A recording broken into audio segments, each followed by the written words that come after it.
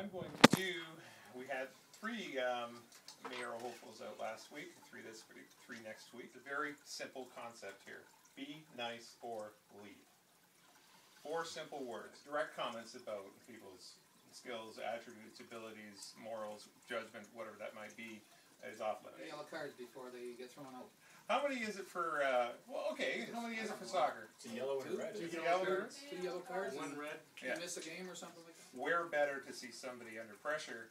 I mean, when you test drive a car here in Canada, you know, you don't just kick the tires and buy it, right? You want to see how it handles in good weather and in bad, and I think at the last week, just prior to the election, would be the best time to see you guys tired, stretched out, under pressure, and in a debate. Because if anyone is going to be able to carry us through the next 4 years in this community, in the shape it's in right now, to where it needs to go, it needs somebody with leadership skills strong enough to be able to do that. So that's what we're hoping to do. In the last... Yes.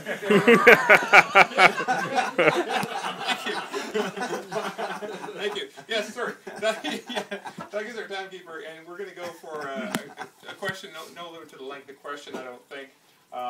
Probably like a 3-minute answer in the beginning. You will set the guidelines. And you know, we're going to shorten that up as time goes by. But the first question I had in mind was yesterday at 2 separate meetings, and the day prior to that, I spent time with people from West Brant, and also with the planning for North of Shellard, the consultant team that had come down to Costain.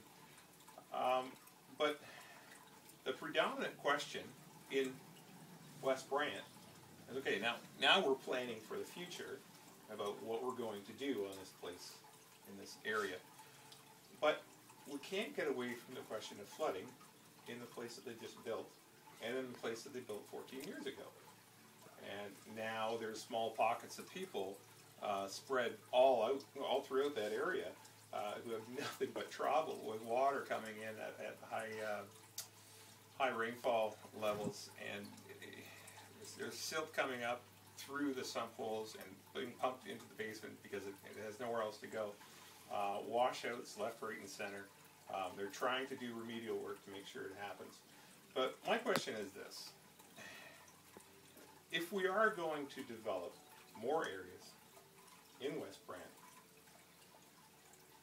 what kind of policies can we put in place that will ensure that it's actually done correctly? I'd really like to know that. Being Dutch, I'd really like to know that.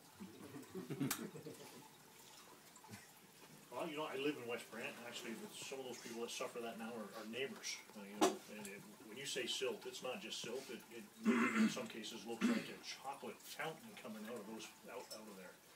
Well, I am fortunate enough. I'm on top of the hill, so the problem, you know, going forward with that is we have a lot of policies. There's rules and there's codes in place. But what seems to have fallen apart there is the city just took the builders and the consultant's word. This is acceptable. It followed plan and it works. They've packed up, they've left, and now the citizens are left with the only legal recourse is to go through the courts. And I think from the city's perspective, we have to take more responsibility for what is being left to our citizens.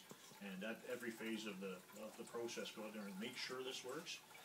And there's things in construction that there's tools that can be used to ensure that if things don't work, there's money there to fix it. You know, we call it a holdback. You know, afterwards we can go in, we can put stipulations that say it has to be tested to flow this amount, and you're not paid your final amount until it passes that test. And as a city, we haven't really been following through on that.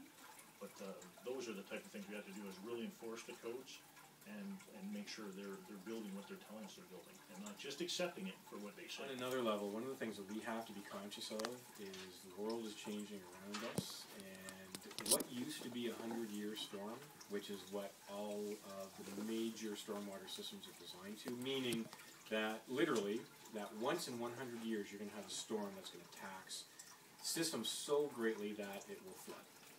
And we had pockets, all through the older sections of every area has a pocket where the designs were poor, and it was less than that. The 1 in 100 year was the standard in '94, and we could be looking at 1 in 20 years now. And the difference in literally 15 or 16 years in what's happening with the water and the storm systems, we haven't kept up with it in the province. I haven't kept up with it in North America, quite honestly. We want to pretend that it's not happening.